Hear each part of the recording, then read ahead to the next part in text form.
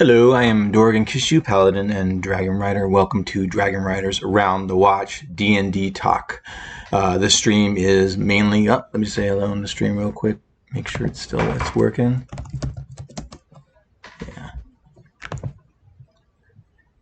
Yep. This stream is about talking to people in chat about Dungeons and Dragons. I love D&D. And I like to connect and just talk about Dungeons and Dragons. That's what Around the Watch D&D Talk is all about. And if there's no one in chat, I just usually have a subject that I talk about, and then I upload this video onto my YouTube, and that's available in I think the About section, my Twitter and my YouTube, if you want to reply there, because it's just kind of like open conversation. I decided I'd talk about dungeon mastering a little bit today. I've been a dungeon master. That's been my main thing. In the 80s, I really wanted to play when I was young, and in the 80s, I realized the only way I was going to play was to be a dungeon master, was to be the one that ran it. And then I fell in love with dungeon mastering, and then played for a few years, and then 10 years later, played more in the late 90s, and then didn't play again until 2017 when I found out about 5e, and I got on my D&D Twitter, and I learned how to be a player, and then I learned the DM rules, the different rules. So then I've been running campaigns since. I've also been a player in a campaign, which is nice. With dungeon mastering, it's interesting. I was talking to somebody yesterday about world building. I'm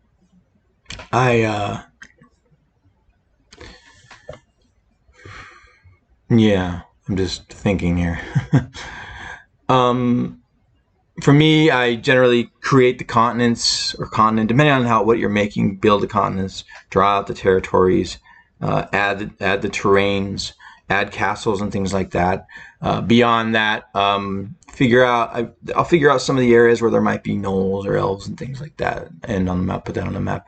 But I will also figure out some main bad guys or some main storylines, kind of generate some information about that as well. For me, I'm very into characters like NPC characters. Not everybody, I don't think everybody, I'm sure everybody doesn't do voices and things like that, but I actually love doing that, creating voices for them. And although it's funny, recently in a session I was doing, I kind of felt like I did 3 different characters, and they kind of sounded similar, but it's going to happen.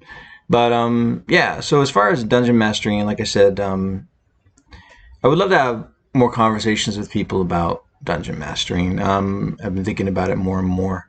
I know that there are all kinds of different styles of dungeon mastering. Everybody's different. I would love to talk to some people that are struggling with it, just to kind of find out what's going on, maybe get some feedback. So I'm definitely interested in helping people out. So it's interesting.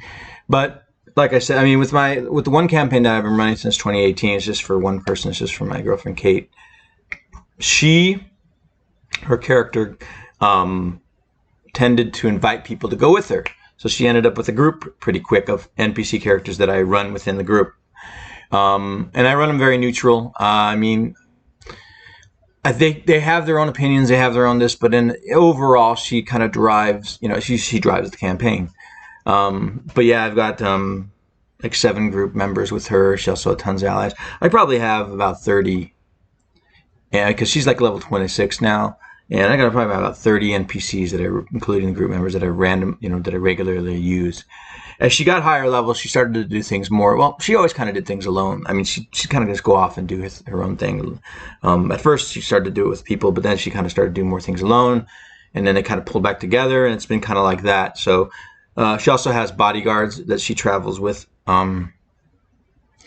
It's been interesting, and it's interesting, too, is that a lot of people don't like, I guess they don't like high-level play. I saw somebody tweeted something, I think it was yesterday. They're talking about how it's not challenging or whatever. It's like, oh, it's too easy when you get that high. And so it becomes less interesting, whatever. And I understand. I understand being lower levels and how dangerous things can be. In some cases, you lose your character and start a new character. But there's a lot of content out there. I mean, it's ridiculous how much content's out there right now. I mean, I do homebrew, but then I have my material plane, but then I have a second material plane, which basically is Forgotten Realms or Faerun, and I mostly like Waterdeep.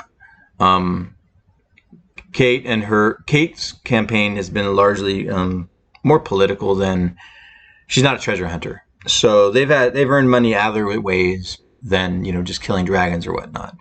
If anything, she doesn't want to kill a dragon. She's not big on death, but she'll do what she has to when there's bad guys. So so I would use Faerun for like a place where they could shop. Now, not all magical items are for sale, but like I said, because she's a more political campaign, I have made more things available to purchase in Waterdeep. That's kind of like, they kind of go there to shop, or there's some, I also do poker tournaments. Once in a while, like every 6 months in game, there are some large poker tournaments. I've created a system for characters to just sit down and play cards, and they pay a certain amount to enter it, and they can win a certain amount. That has been a lot of fun. But it gives you a break from regular play, and it gives a lot of opportunities for role play with whoever happens to randomly sit at your table. Yeah, I actually published. I thought it was such a cool, fun thing to add to it. I actually kind of wrote it up and published it, as well, just to kind of get it out there, because I thought that people might have fun with it. But yeah, so like I said, there's been certain things they've purchased in Waterdeep. There's certain things they have battled a couple of dragons and different things. I mean, they have, you know, or they've also killed demon lords. That's the other thing. It's like, there's a lot of ways you can do higher level play. I think part of it might be that DMs don't want to do all the work. I'm not picking on DMs, but maybe they don't want to do the work it takes to create high level play. But I'm not sure about that. Like I said, when I started getting higher, you know, it was like, it got up to like, you know, she would deal with demon lords and archdevils. Now she's been dealing, then at some point I had the elder gods return. I picked a handful of gods, included like some of the Greek gods, Ares and whatnot, that were losing power because they weren't there anymore, and they weren't being prayed to as much. And humanoids and humans and all that, not just humans, but humanoids would kind of doing their own thing in lives. So I had some of the elder gods. I picked like 8 gods to return and try to reclaim their power. Because with me, the elder gods, and maybe it's part of the regular mythos, I don't know, the less people pray to them, the less power they have. So they don't want to have that. The elder gods are interesting because they're so powerful, but they're so egotistical. And of course, that's their biggest weakness, is they underestimate anyone who would come up against them. So yeah, it was fun. But like I said, that's higher level play. I went from demon lords to archdevils to gods. In my opinion, she's level 26. She's basically on her way to becoming a demigod. That's another. Some of the items that she has, magical items, are custom. Her patron,